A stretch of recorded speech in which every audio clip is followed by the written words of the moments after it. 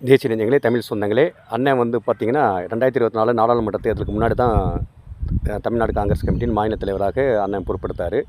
பொறுப்பெடுக்கும் போது பார்த்தீங்கன்னா 4 தொகுதி 5 தொகுதின்னு சொல்லிட்டு இருந்தாங்க. ஏற்கனவே சிட்டிங் எம்பிக்கு தொகுதி இல்லைன்னு சொல்லிட்டு இருந்தாங்க. ஆனாலும் அதையும் மீறி வெற்றிகரமாக தொகுதிகளை வந்து வாங்கி 9 தமிழ்நாட்டிலையும் 1 பாண்டிச்சேரி சேர்த்து மொத்தம் 10 தொகுதிகளில் நிற்க மட்டும் வைக்கிறதுல 10 தொகுதிகளும் வெற்றியடைய வச்ச ஒரு பெருமை அண்ணன் கு. செல்வப்பிரந்தை அவர்களுக்கு சேரும். ஆமாம், இதை ஏன் நான் இப்படி துவக்கத்தோடு ஆரம்பிச்சுட்டு போகிறோம்னா, அதற்கப்புறம் அவர் மாநில தலைவராக பொறுப்பேற்றதுக்கப்புறம் பார்த்தீங்கன்னா தமிழ்நாடு முழுவதும் சுற்றுப்பயணம் வந்தார்.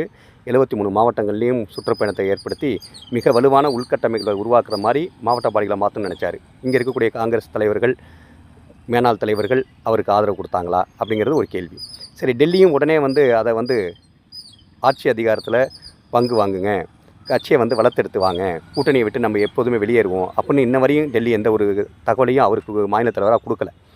அப்படி இருக்கப்பட்ட நேரத்தில் அவர் வந்து இருக்கக்கூடிய கூட்டணியை தான் அவர் அனுசரிச்சுட்டு போக மாதிரி இருக்கும். ஏன்னா நம்மளுடைய இளந்தலைவர் ராகுல் காந்தி வரும்போது இந்த இருக்கக்கூடிய பாசிச பிஜேபி அரசை வீழ்த்துறதுக்காக ஒரு கொள்கை கூட்டணி இருக்கணுங்கிறதுக்காக அவர் கூட்டணியை தொடர்ந்துக்கிட்டு இருக்கும்போது ஒரு மாநில தலைவராக மட்டும் என்ன பேச முடியும், என்ன செயல்பட முடியும்? கட்சியை வளர்த்தெடுத்து கொண்டு போகிற வேலைகளை அவர் பார்க்குறாரு. அவர் வந்ததுக்கப்புறம் தான் ஆர்ப்பாட்டங்கள், கண்டன ஆர்ப்பாட்டங்கள், பொதுக்கூட்டங்கள், மாநாடுகள் இதெல்லாம் நடைபெற்று கொண்டு இருக்குது. எழுச்சியாகவும் இருக்குது. ஆனால் முழுமையான எழுச்சி அடைஞ்சிருச்சா?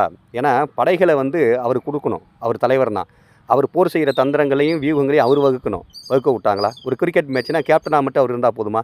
11 பிளேயர்களை தேர்ந்தெடுக்கக்கூடிய ஷெட்யூலை அவர் கையில் கொடுத்தா தானே அவர் தேர்ந்தெடுக்க முடியும். எதுவுமே அவர் கையில் கொடுக்காம அவருக்கு பதவியை மட்டும் கொடுத்துட்டு அதிகாரத்தை நீங்கள் கொடுத்தீங்களா? அதிகாரத்தை கொடுக்காம அவர் செயல்படுத்துன்னு அவர் மேலே குற்றஞ்சாட்டினா எப்படி அதை செயல்படுத்த முடியும் அவரால்?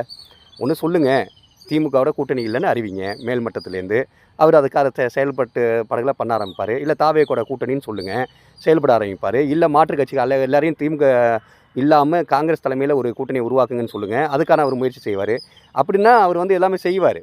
அப்போ நீங்கள் வந்து செய்யலைன்னா நீங்கள் குற்றஞ்சாட்டுங்க. புரியுதுங்களா? இதே திமுக அதிமுகங்கிற ஒரு பேர் இயக்கத்தில் அவர் இணைஞ்சிருக்கலாம். இணையில அவர் கொள்கை சார்ந்து தன்னுடைய இன மக்களுக்கான ஒரு கட்சிகளில் வந்து அவர் பயணித்து அவருடைய வந்ததை வந்து நீங்கள் வந்து இவ்வளோ கொச்சைப்படுத்தி எடப்பாடி பழனிசாமி அவர்கள் பேசக்கூடாது.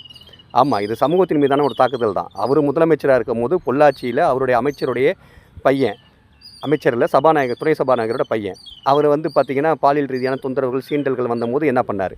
அப்போ அவர் ஆட்சி ஆளும் போது தான் தலித்து மக்களுக்கு வந்து ஆணவ படுகொலைகள் நிறைய நடந்தது. அது இல்லாமல் துப்பாக்கி சூடு வந்து தூத்துக்குடியில் நடந்தது. அது இல்லாமல் பார்த்திங்கன்னா துப்பாக்கி சூடுகளில் வந்து இறந்தவங்களை வந்து எப்படி இவர் பார்த்துக்கிட்டாருங்க? சம்மந்தி வீட்டில் கறி விருந்து சாப்பிட்டுட்டு தொலைக்காட்சியில் பார்த்து தெரிஞ்சுக்கிட்டார். அப்படிப்பட்ட ஒரு மனநிலையில் இருந்த ஒரு முதலமைச்சராக இருந்தார் நம்மளுடைய அண்ணன் எடப்பாடி.